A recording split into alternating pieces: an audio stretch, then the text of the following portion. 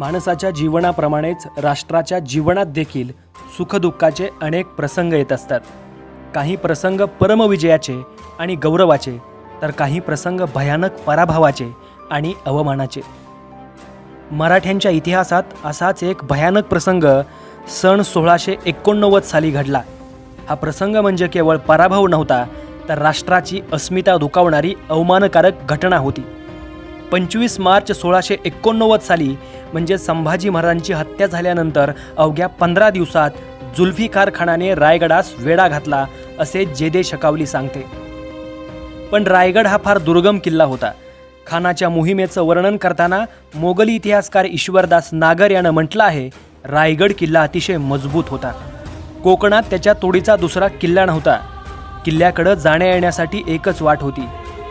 किल्ल्याच्या भोवती मोठमोठे डोंगर असल्याने किल्ल्याखाली सुरुंग लावणे अशक्य होते. रायगडाची नैसर्गिक स्थितीच अशी आहे की कोणीही शत्रू त्यास पूर्णपणे वेढू शकत नाही. रायगड तसा उत्तर कोकणातील सह्याद्रीच्या उत्तुंग रांगामधील किल्ला. त्याची समुद्रसपाटीपासूनची उंची 2850 फूट, तर पायथ्यापासून तो 2250 फूट उंच आहे. त्याचा माथा पूर्व पश्चिम 1.5 मैल लांबीचा, त्याची रुंदी सुमारे 1 मैल एवढी आहे. पश्चिमेकडील मुख्य दरवाजाची बाजू सोडली तर त्याच्या सर्व बाजूंनी शेकडो फूट उंचीचे भयान तुटलेले व तासलेले कडे आहेत.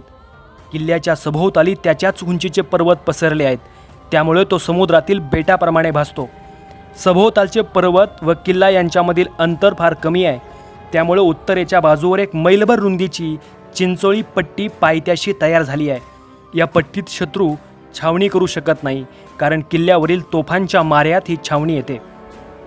मोगली आक्रमणाचं संकट स्वराज्याच्या राजधानीजवळ घोंगावत होतं. रायगडावर येसूबाई, राजाराम महाराज व प्रमुख मराठा मुत्सदी व सेनानी या सर्वांची एकमतानं मसलत ठरल्यावर तिची कारवाई सुरू झाली.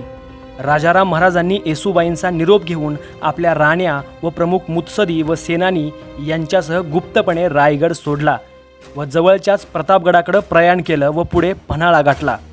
राजाराम महाराज पन्हाळ्यावर आहेत असं समजताच मोगली फौजा तिकडं धावल्या व त्यांनी पन्हाळगडचा वेढा सुरू केला.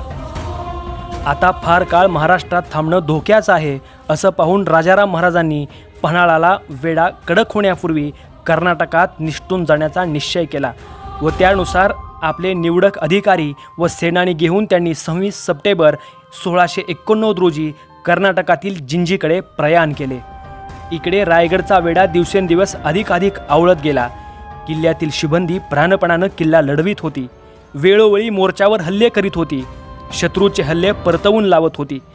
जुल्फिकार खानाने दमदमे उभारून गडावर तोफांची सरबत्ती सुरू केली होती, पण अशा तोफांच्या मारागिरीस जुमानणारा तो गड नव्हता.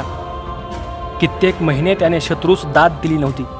तथापि स्वराज्यातील परिस्थितीच अशी बिघडत गेली की गडावरील येसूबाईंसह शिबंदीची असहाय्यता पराकोटीस पोहोचावी.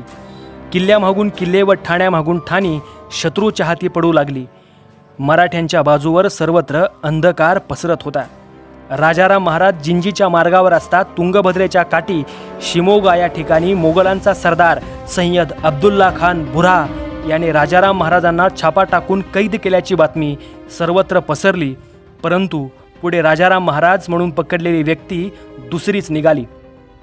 महाराज जिंजीत सुखरूप पोहोचले, पण रायगडावर पसरलेल्या महाराजांच्या कैदेच्या खोट्या वार्तेनं मराठ्यांच्या बाजूवर जे नुकसान व्हायचं ते झालं. शत्रूंच्या तोफांच्या माऱ्याला न जुमानणारा रायगड या वार्तेनं मात्र खचून गेला. रायगडावरील येसूबाई व इतर मंडळी यांचं नीतिधैर्य उच्च कोटीतील होते, यात शंका नाही. पण त्यांच्यावर कोसळलेली संकटेच इतकी जबरदस्त होती की अशा त्यांच्या नीतिधैर्याचाही त्या संकटाच्या दबावाखाली चुरडा व्हावा. मोगलांच्या प्रचंड सामर्थ्यासमोर किल्ला जेर होऊन तो त्यांनी जिंकून घेतल्यास दयेची याचना करण्यापेक्षा त्याआधीच सन्माननीय वाटाघाटी करून तो ताब्यात देणं अधिक श्रेयस्कर हा विचार रायगडावर बळावत गेला. प्राप्त परिस्थितीत येसूबाईंसमोरही अन्य कुठलाच पर्याय नव्हता. वेढा घालून बसलेल्या जुल्फिकार खानानेही या असहाय्यतेचा अचूक फायदा उठवून तहाच्या वाटाघाटी सुरू करण्यात पुढाकार घेतला. रायगडावर कोणी सूर्याजी पिसाळ नावाच्या किल्लेदारानं फितुरी केली व त्याने स्वामीद्रोह करून गडाचे दरवाजे उघडल्यानंतर येसूबाईंनी मजबूर होऊन गड आपल्यासह शत्रूच्या ताब्यात दिला. ही जी कथा सांगितली गेली त्यास कागदपत्री कुठलाच आधार नाही. रायगड आपल्या ताब्यात द्यावा, राजकुटुंबास सन्मानाने वागू, अशा प्रकारच्या आश्वासक वाटाघाटी जुल्फिकार खानाने सुरू करून इमान प्रमाण करून किल्ला जिंकल्याचे बखरकार मल्हार रामराव चिटणीस सांगतो. फक्त बखरकार असं सांगतो असं नाही, तर तत्कालीन मोगली गोटातील इतिहासकार अशीच साक्ष देतात. ईश्वरदास नागर हा मोगलांच्या बाजूचा आहे. तो म्हणतो जुल्फिकार खानाने किल्ल्याला चहूबाजूनी वेढले. किल्ल्याच्या वाटा त्यानं बंद केल्या आणि दमदमे बांधून किल्ल्यावर तोफांचा मारा सुरू केला. किल्ल्यातील लोकांची स्थिती कठीण झाली. किल्ला मोगलांच्या हवाली केल्याशिवाय गत्यंतर नाही असे पाहून किल्लेदारानं जुल्फिकार खानाबरोबर तहाचे बोलणे सुरू केले. त्याने मोगलांकडून अभय मागितले. कौल करार झाल्यावर संभाजी महाराजांची बायका मुले आणि किल्ल्यातील इतर मंडळी मोगलांच्या छावणीत आली. मोगलांचा दुसरा इतिहासकार भीमसेन सक्सेना म्हणतो, जुल्फिकार खानाच्या वेड्यामुळे रायगडावरील शिबंदी इतकी मेटाकुटीस आली होती की त्यांना किल्ला मोगलांच्या हाती देण्याशिवाय अन्य कुठलाच पर्याय नव्हता. याचा अर्थ गडावरील लोकांनी मजबुरीने किल्ला दिला, फितुरीने नाही. या संदर्भात मराठ्यांच्या बाजूवर तत्कालीन अस्सल असं एक महत्त्वाचं साधन उपलब्ध आहे, ते म्हणजे जेदे शकावली. त्यामध्ये स्पष्टच नमूद केलं आहे की कार्तिक मासी सल्ला करून मार्गशीर्ष शुद्ध 2 रविवारी रायगड मोगलांस दिला. याचा अर्थ ऑक्टोबरच्या शेवटच्या आठवड्यात रायगडासंबंधी वाटाघाटी होऊन करार झाला व नंतर 3 नोव्हेंबर 1689 रोजी रायगड येसूबाईंनी मोगलांच्या ताब्यात दिला. फितुरीच्या आख्यायिका ऐतिहासिक संदर्भाविना खोट्या ठरतात. अशा प्रकारे स्वराज्याची राजधानी रायगड किल्ला मोगलांच्या ताब्यात गेला आणि एक दुर्दैवी पान मराठ्यांच्या इतिहासात रेखाटलं गेलं.